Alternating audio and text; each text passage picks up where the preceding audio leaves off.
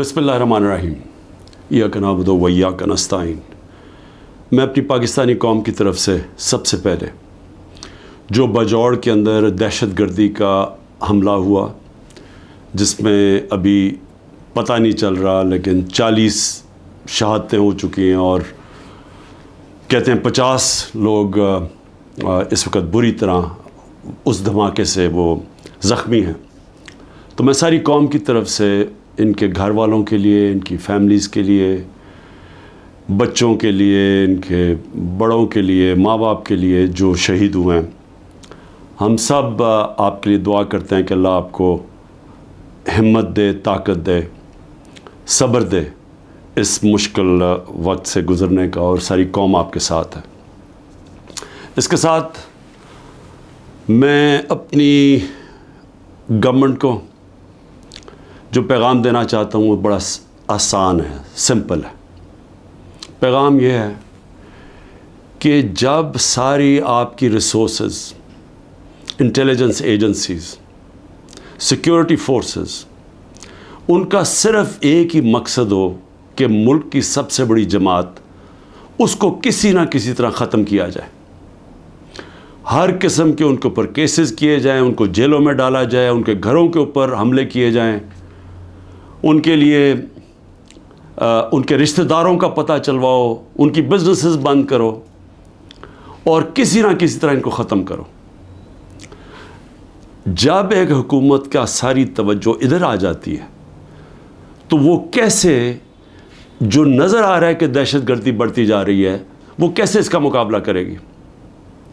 देखिए, हमें एक अल्लाह ने सुनहरी मौका दिया था जब अफ़गान गवर्नमेंट गिरी और जो नई हुकूमत तालिबान की आई, तो हमारे पास एक सुनहरी मौका था कि हम इस दहशत गर्दी के ऊपर पूरी तरह काबू पा जाए। क्योंकि हमारा सबसे बड़ा क्या था कि जी, गनी हुकूमत के दौरान 3 डिफरेंट दहशत गर्द ग्रुप्स पाकिस्तान में वारदात करते थे। एक था दाइश या आइसिल, दूसरी TTP, और तीसरा था जो बलोच के लिबरेशन BLA। तो हम उनसे बड़ी कोशिश करते थे लेकिन कोई हमारी मदद नहीं करते थे। तो तालिबान जब गवर्नमेंट आई तो याद रखें कि पाकिस्तान वाहिद मुल्क था जिनके सबसे बेहतरीन ताल्लुकात थे तालिबान से, क्योंकि पाकिस्तान ने दुआ की, टॉक्स करवाई, अमेरिकनों को इनके साथ बैठाया, तो सबसे करीब तो हम थे। तो असूलन तो हमें सीधी तौर उसका फ़ायदा उठाना चाहिए था, और ये जो ट्रांजिशन थी जिसमें वो हमारी मदद करने के लिए तैयार थे कि जो TTP को यहाँ सेटल करना था उसमें हम पूरी तरह तवज्जो देते, उनका बंदोबस्त करते कि जब वो यहाँ आना था उस मसले को वहाँ हल करते, और अफ़गान गवर्नमेंट पूरी तैयार थी मदद करने के लिए। लेकिन तवज्जो वहाँ से हट गई, गवर्नमेंट जैसी हमारी गई वहाँ से तवज्जो हट गई, और उसके बाद आहिस्ता आहिस्ता हम देखते आ रहे हैं कि ये दहशत गर्दी बढ़ती जा रही है। 636 एक साल में पख्तूनख्वा में सिर्फ दहशत गर्दी के वाक़या हुए हैं, जिसमें पख्तूनख्वा की पुलिस को सबसे ज़्यादा इसका नुकसान उठाना पड़ा, और उसके अलावा बलूचिस्तान में और वो जो कैंटोनमेंट पे जोब में अटैक हुआ। तो मेरी फिर से दरख्वास्त है कि ये मसला और बढ़ता जाएगा अगर अभी पूरी तरह तवज्जो ना दी और अपनी प्रायोरिटीज़ ठीक करें। ये जो तहरीक इंसाफ है ये मुल्क दुश्मन नहीं है। जो मुल्क की जो अवाम, जिस 70%, 75% अवाम जिस जमात के साथ खड़ी है, वो मुल्क से ना गद्दारी कर सकती है ना उसकी दुश्मन है। तो उसके ऊपर पूरी तवज्जो दे के और यहाँ नज़रअंदाज करना कि जो एक मसला बढ़ता जा रहा है, तो मैं समझता हूँ कि इससे ज़्यादा जुल्म मुल्क से नहीं हो सकता। आगे माशी तौर पे हमारे हालात उधर पहुँच गए हैं जिधर आम आदमी, तनख्वाहदार तबका, उसका जीना मुश्किल है। बिजली का बिल, जो आज बिजली का बिल दे रहा है, वो सवाल तो ये पूछेगा ना कि साल पहले जब ये तहरीक इंसाफ की हुकूमत थी तो 16 रुपये यूनिट था, तो आज 50 रुपये यूनिट कैसे पहुंच गया? कौन सा इतना बड़ा अजाब आया है कि वो बैग जो 55-60 रुपए किलो था آٹے کا وہ پہنچ گیا 150 روپے کلو پہ. جو چاول ہیں وہ تقریباً دگنے ہو گئے چاول کی قیمت. تو ہر چیز جو یہ مہنگی ہوئی ہے, روپیہ تیزی سے گر گیا. تو پوچھیں گے تو صحیح کہ لوگ کہ ایک تو حکومت بدل کے یہ عذاب آ گیا, اور اس کے بعد جو دہشت گردی ختم ہو گئی تھی, بالکل نیچے چلی گئی تھی, وہ پھر سے بڑھنی شروع ہو گئی ہے. اور اس کے علاوہ کسی کو یہی نہیں پتا کہ اب ملک جا کدھر رہا ہے. نہ کوئی قانون ہے, نہ ملک کی کوئی آئین کی کسی کو پرواہ ہے. عدالتوں کے اوپر علیحدہ پریشر ڈالا ہوا ہے. صرف اور صرف ایک چیز سامنے ہے, کس طرح ملک کی سب سے بڑی جماعت کو ختم کیا جائے. اور کون ختم کرنا چاہتے ہیں؟ 30 سال سے یہ حکومت کر رہے ہیں ملک کے اوپر. 30 سال سے ملک پہ حکومت کر رہے ہیں. ایک دوسرے کو جو کہتے تھے کرپٹ ہیں, چور ہیں, منی لانڈرز ہیں, دونوں کو کہتے تھے ایک دوسرے کو. ایک دوسرے کے خلاف کیسز بنائے, کیسز ثابت بھی ہوئے, ملک سے باہر بھی بھاگ جاتے تھے. اور وہ آج اکٹھے مل کے کوششیں کر رہے ہیں کہ اسٹیبلشمنٹ کے کندھے پہ چڑھ کے کیسے ملک کی سب سے بڑی جماعت کو ختم کریں. اور اس کے اندر ہمارا ملک تیزی سے نیچے جا رہا ہے, مایوسی بڑھتی جا رہی ہے. جب 12 لاکھ پاکستان کے پروفیشنلز ملک چھوڑ کے چلے جائیں, یہ پیسے سے زیادہ, یہ جو ہمارا ڈالر باہر نکلا ہے, کیونکہ یہ اپنے ڈالرز بھی لے کے گئے ہوں گے نا, تو جو ڈالرز باہر جا رہے ہیں وہ علیحدہ چیز ہے. لیکن جو برین ڈرین ہوئی ہے, جو آپ کے وہ لوگ جو کہ سب سے زیادہ معاشرے کی اٹھانے میں ان کا ہاتھ ہوتا ہے, پروفیشنلز کا, وہ جب ملک چھوڑ کے جا رہے ہیں, بزنس مین وہ ملک چھوڑ کے جا رہے ہیں, جو آپ کے ڈاکٹرز ہیں ہاسپٹلز میں, جو اسپیشلٹیز کے اندر جو ڈاکٹرز ہیں, جو اسپیشلسٹ ہیں, جب وہ ملک چھوڑ کے جا رہے ہیں, تو مجھے بتائیں ملک کا کیا مستقبل ہے. اور وہ اسی لیے ہے کہ کسی کو سمجھ ہی نہیں آ رہی ملک جا کدھر رہا ہے, کہ ایک پارٹی کو ختم کرتے کرتے سارے ملک کے ادارے تباہ کر دیے. کسی ادارے کے اوپر لوگوں کو اس وقت اعتماد نہیں ہے. FIA کو تو لگایا ہوا ہے کہ جی کسی نہ کسی طرح پکڑو عمران خان کو اور یہ PTI کی لیڈرشپ کو, کسی طرح سائفر پہ پکڑ لو. یہ نہیں پتا کہ سائفر جتنی سائفر پہ بات ہوتی ہے تو ساری انگلیاں ان کے اوپر آتی ہیں. یہ جو آج اقتدار میں بیٹھے ہوئے ہیں, یہ ساری انگلی ان کے اوپر اٹھتی ہے. اور اب تو نون لیگ کے ڈیفنس منسٹر نے بھی کہہ دیا ہے کہ جنرل باجوہ نے تو ہمیں پہلے سے بتا دیا تھا کہ میں یہ گورنمنٹ گرانے لگا ہوں. اس نے تو یہ کہا ہے کہ اگر کرونا نہ آتا تو یہ تو 1 سال کے اندر گورنمنٹ گر گئی تھی ہماری, اور پنجاب تو وہ پہلے گرانا چاہتے تھے.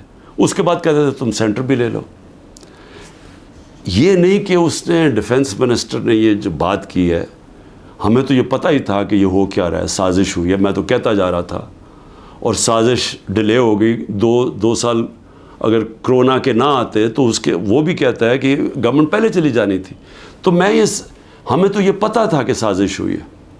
لیکن یہ بھی ایک اور سوال اب اٹھتا ہے کہ کیسے کوئی آدمی جو گریڈ 22 کا ایک آفیسر ہے, کیسے وہ کس فورم پہ فیصلہ کرتا ہے کہ کون سی حکومت رہنی چاہیے, کون سی جانی چاہیے. کیا بند کمرے میں اتنا بڑا فیصلہ ہونا چاہیے جس کی اتنی بڑی قیمت قوم ادا کر رہی ہے. آج جدھر ہم پہنچ گئے ہیں, آج پاکستان کے حالات ہیں, اندر سے لوگ باہر جا رہے ہیں اور باہر سے لوگ پاکستان کو اب کس طرح دیکھ رہے ہیں. تو جب اس طرح کے حالات ہوں, کیا ملک کو صرف یہی کام کرنا چاہیے کہ کسی نہ کسی طرح جو عوام کی آواز بند کی جائے. پہلے الیکشن اناؤنس ہوئے 14 مئی کو, پنجاب کے الیکشنز کانسٹیٹیوشن کے مطابق. سپریم کورٹ آرڈر کرتا ہے, گورنمنٹ مانتی نہیں ہے. اسی وقت مجھے ویسے افسوس سے کہنا پڑتا ہے کہ سپریم کورٹ کو اس وقت اپنی ریٹ قائم کرنی چاہیے تھی. ہمیں افسوس ہے کہ انہوں نے اس حکومت کو آئین کو توڑنے کی اجازت دے دی. جب آپ نے ان کو کوئی ایکشن ہی نہیں لیا تو اس کا مطلب گورنمنٹ اور تو چوڑی ہو گئی. اب تو کھل کے کہہ رہی ہے کہ اگر سپریم کورٹ فیصلہ بھی کرتا ہے ملٹری کورٹس پہ ہم مانیں گے نہیں, کیونکہ اب تو ان کے لیے تو پاکستان اب جو طاقتور بیٹھا ہوا ہے وہ فیصلہ کرے گا آئین کا کون سی شق ماننی ہے کون سی نہیں ماننی. تو میں صرف اس کا یہ آگے بڑھنے سے پہلے یہ جو جنرل باجوہ کی باتیں آپ سامنے آ رہی ہیں، کئی ایسی باتیں ہیں جو میں اس لیے نہیں کرتا، میں اپنے اداروں کو نقصان نہیں پہنچانا چاہتا، لیکن جو یہ جس طرح انہوں نے ایک سازش کر کے گورنمنٹ گرائی اور کیسے وہ ملے ہوئے تھے دوسروں کے ساتھ، یہ جو پی ڈی ایم کے لوگوں کے ساتھ کیسے ان کے رابطے تھے، اور کیسے انہوں نے جو سب سے بڑا ظلم کیا کہ احتساب کا عمل ختم کیا. احتساب یاد رکھیں کہ جو کرپشن کیسز تھے، میں بار بار کہتا ہوں 95% ہمارے پہلے کے کرپشن کیسز آ رہے تھے، ہمیں وراثت میں ملے تھے، ہم نے نہیں بنائے تھے. میرے اوپر تو آج 200 کیسز تقریباً ہو چکے ہیں چند مہینے کے اندر. ان کے اوپر 2 3 کیسز تھے اور وہ سارے پرانے بنے ہوئے تھے، 95% پرانے کیسز تھے. ہمیں تو وہ جو احتساب کا عمل تھا وہ بھی جنرل باجوہ نے اس لیے نہیں چلنے دیا کیونکہ ان کی پہلے سے ان سے ڈیل چل رہی تھی، بات چیت چل رہی تھی. لیکن ملک کو آج کتنا نقصان ہوا، وہ کون سا فورم ہے جس کے اندر یہ جائزہ لیا جائے گا کہ ایک کس طرح کے فیصلے نے اس عوام کو کتنا نقصان پہنچایا. میں دوسری بات جو کرنا چاہتا ہوں وہ یہ کہ دیکھیں، مجھے جو سب سے بڑا مجھے خوشی تھی وہ یہ کہ تحریک انصاف پہلی جماعت تھی جس نے خواتین کو پالیٹکس میں لے کے آئے، یعنی انہوں نے شرکت کی پاکستان کی سیاست کے اندر. مجھے فخر اس لیے ہے کہ یہ جو پاکستان موومنٹ تھی اس میں میری والدہ بتاتی ہیں کہ عورتیں کتنی شرکت کرتی تھیں اس پاکستان موومنٹ کے اندر. تو یہ پہلی دفعہ اس طرح عورتوں نے اتنی تعداد میں شرکت کی. ہم جو بائی الیکشنز جیتے، یاد رکھیں کہ جو ہم بائی الیکشنز جیتے ہیں 37 میں سے 30 بائی الیکشن ہم جیتے ہیں، اس میں عورتوں کا بہت بڑا ٹرن آؤٹ تھا. یہاں الیکشن کمیشن کو مصیبت پڑی ہوتی ہے کہ اگر اتنی عورتیں نہ پولنگ اسٹیشن پہ نکلی تو ہم الیکشن کینسل کر دیں گے. یہاں ریکارڈ ٹرن آؤٹ ہوا عورتوں کا جس سے ہم نے بائی الیکشنز جیتے. لیکن جو اس حکومت نے کیا ہے عورتوں کے ساتھ جو کیا ہے، پہلے تو یہ چھوڑے نا کہ ہمارا دین کیا کہتا ہے کہ کیسے کیا رویہ ہمارا ہونا چاہیے اسلام میں عورتوں کے ساتھ. اس کے بعد ہمارا جو کلچر ہے، میں بار بار لوگوں کو بتاتا ہوں کہ میں جب پہلی دفعہ باہر گیا پاکستان سے تو میں حیران ہو گیا. اس طرح کی عورتوں کی عزت باہر نہیں ہے، مغربی معاشرے میں نہیں ہے جو کہ ہمارے معاشروں میں ہے. اور جس طرح عورتوں کو سڑکوں پہ گھسیٹا، جس طرح ان کو جیلوں میں ڈالا، جس طرح ابھی تک جس طرح عورتوں کو جیلوں میں رکھا ہوا ہے، اور میں یعنی حیران ہوں کہ کیا ڈاکٹر یاسمین کسی یہ بلڈنگ جلانے میں تھی ملوث؟ کیا عالیہ حمزہ تھی؟ کیا طیبہ تھی؟ کیا صنم تھی؟ کیا ختیجہ؟ انہوں نے کوئی بلڈنگ جلائی ہے؟ ان کو اتنی بڑی سزا کہ 80 دن سے یہ جیلوں میں ہیں. اور بھی عورتیں ہیں، کوئی جیو فینسنگ میں کوئی عورت مل گئی اس کو پکڑی جیلوں میں ڈال دیا، اور ان کے بچے ہیں اور اس کے باوجود ان کو جیلوں میں رکھا ہوا. یہ کون سے معاشرے میں ہوتا ہے؟ اور یہ پرامن احتجاج تھا. پرامن احتجاج آئین ہمیں حق دیتا ہے. یہ پاکستان کا قانون نہیں توڑا تھا کسی نے. جو لوگوں نے جا کے کور کمانڈر ہاؤس جلایا تھا اس کے اوپر پوری تفتیش ہونی چاہیے اور سزا ملنی چاہیے، لیکن ان کو بھی تفتیش کریں. وہاں کوئی CCTV کیمرہ لگے تھے، سیف سٹی کے کیمراز تھے، پتہ تو چلے کہ کیا ہوا ہے. ہمیں پتہ ہے کہ عسکری ٹاورز کس نے جلائے ہیں، ہمارے پاس ایویڈنس ہے. ریڈیو پاکستان کی ایویڈنس مل رہی ہے کہ پشاور کس نے جلایا ہے. تو ایک ون سائیڈڈ ویو دے کے تو ساروں کو ہی اوپر ایکشن لے لیا جس میں عورتیں جیلوں میں ڈال دی. اور عورتوں کا ان کے جو باہر عورتیں ان سے کیا ہو رہی ہیں وہ چھپی ہوئی ہیں. ہماری جو تنظیم کی عورتیں تھیں ان کے گھروں کے اوپر اٹیکس، کئیوں کے خامد کو پکڑ کے لے گئے، کئیوں کی بزنسز بند کر دی، جو خامدوں کی ہسبینڈز کی بزنس بند کر دی. یعنی وہ اتنی مشکلوں میں ان کو ڈال دیا. اور کئی تو چھوڑ کے چلے گئے پالیٹکس. انہوں نے کہا جی ہم نہیں کر سکتے یہ کون کر سکتا ہے یہ مجھے بتائیں؟ جن عورتوں کے بچے ہوں، جن عورتوں کے خامد ہوں، بھائی ہوں، باپ ہوں، وہ جب دیکھیں گے کہ یہ ہو رہا ہے عورتوں کے ساتھ، کون اجازت دے گا اپنی عورتوں کو پولیٹکس میں آنے کے لیے؟ اور اس سے بڑا ظلم کیا ہو سکتا ہے کہ 50% آپ کی آبادی آپ ان کو پولیٹکس سے باہر نکال دیں، جبکہ وہ شرکت کرنا شروع کر دی تھی۔ ایک سیاسی شعور پیدا ہو گیا تھا جس میں عورتیں کیا، بچے، نوجوان، بوڑھے، لیکن جو عورتوں کی شرکت تھی، مجھے ایسے لگتا ہے کہ یہ پلان کے تحت، یہ پلان کر کے عورتوں کو سیاست سے باہر کیا جا رہا ہے۔ جس طرح انہوں نے اوورسیز پاکستانیز کی ووٹنگ کینسل کروائی، ہم نے جو ان کو ووٹنگ رائٹس دلوائے تھے، ہم نے ان کے پوری سسٹم کے کیسے انہوں نے شرکت کرنی ہے پاکستان کی الیکشن ڈے کے اوپر، پاکستان کے الیکشنز میں ووٹ ڈال کے، وہ انہوں نے ختم کروایا اوورسیز پاکستانیز کو، جن کے پیسے پہ ملک چلتا ہے۔ وہ اوورسیز پاکستانی اگر وہ اپنی ریمیٹنسز روک دیں، آدھا بھی پیسہ کام کر، پاکستان بینکرپٹ بالکل ہی بیٹھ جائے گا۔ ان کی انہوں نے بند کروا دی، کیونکہ وہ اوورسیز پاکستانی زیادہ تر تحریک انصاف کے تھے، ان کی ووٹنگ رائٹس ختم کروا دی۔ اور اب آ کے عورتیں، جو انہوں نے نظر آیا ان کو کہ عورتیں نکل رہی ہیں الیکشن میں، ووٹس ڈال رہی ہیں، جو بائی الیکشنز تحریک انصاف جیتی اس میں عورتوں کا بہت بڑا ہاتھ تھا، انہوں نے اب ان عورتوں کے اوپر یہ جان کے سختی اور ظلم کر رہے ہیں تاکہ وہ بھی پالیٹکس سے باہر ہو جائیں۔ اور میں پھر سے کہتا ہوں، اس سے بڑا معاشرے پہ کیا ظلم کر سکتے ہیں آپ، کہ صرف اور صرف یہ چوروں کا ٹولہ اوپر ملوث کرنے کے لیے یہ سارے حربے استعمال کیے جا رہے ہیں، یہ ظلم کیا جا رہا ہے اس ملک کے ساتھ۔ اور میں، کیونکہ عاشورہ بھی ختم ہوا ہے، میں صرف اپنی قوم سے ایک بات کہنا چاہتا ہوں۔ دیکھیں، ہم نے حضرت امام حسین کی شہادت سے کیا سیکھا ہے؟ ہم نے سب سے پہلے یہ چیز سیکھی کہ جو لا الہ الا اللہ، جس کو ایمان دے دیتا ہے، اور جس کو علامہ اقبال کہتے ہیں عشق، اور میں نے ایک علامہ اقبال کا فارسی میں نے ٹویٹ بھی کیا ہے، اور میں نے اس کو اپنی انسٹاگرام اور سارے فورمز پہ کہا ہے کہ وہ فارسی کہہ، لیکن اس میں انگریزی میں بھی اور اردو میں بھی پورا اس کا ترجمہ ہے۔ تو علامہ اقبال ان کی شہادت کو کیسے دیکھتے ہیں؟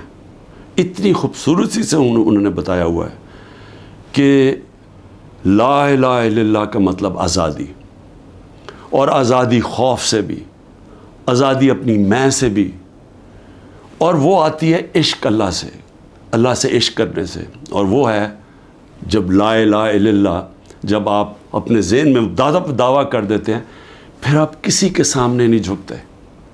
تو جب پتہ تھا کہ وہ پوری کی پوری فوج سامنے کھڑی ہے،